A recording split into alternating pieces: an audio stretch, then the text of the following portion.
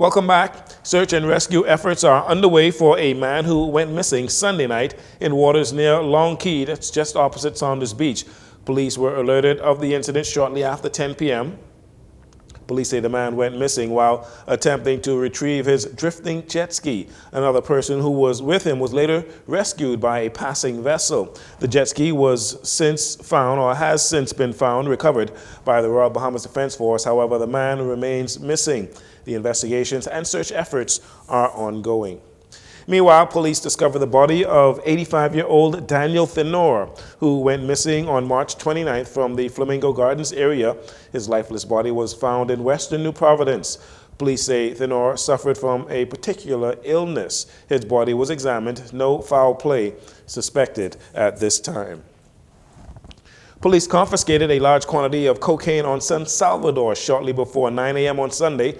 Officers acting on information conducted a search of a local beach where they discovered and confiscated the packages of cocaine weighing some 75 pounds with an estimated street value of $750,000, $750,000. Also, police on Eleuthera arrested a 69-year-old male on Saturday following the seizure of 1.5 pounds of suspected cocaine found at a residence in Spanish Wells. The suspected cocaine, has an estimated street value of $15,000. Investigations into these matters are ongoing.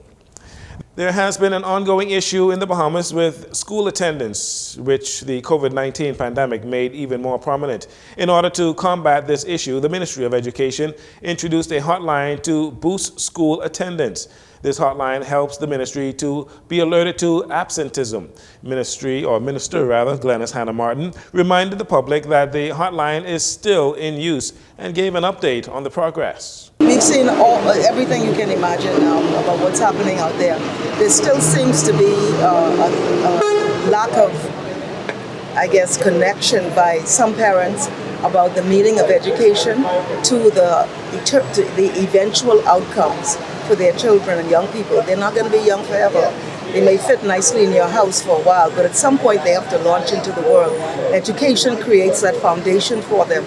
And I think, we need some of these parents to see the connection between education and the overall outcomes for their children. Residents are encouraged to make use of the hotline at 422-2253 or 42-CHILD if you see a child that is not enrolled or attending school.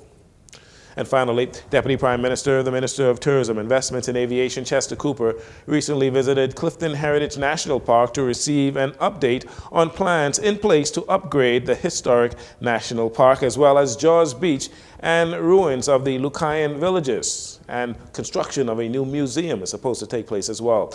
Director General of Tourism, Latia Duncombe, Clifton Heritage Authority Chairman Chris Saunders, accompanied by the Deputy Prime Minister, took a tour of the site, and they got a great update, and we'll be getting more on that historic site in the very near future. That'll do it for your JCN Evening News. Once again, I'm Jcn Saunders.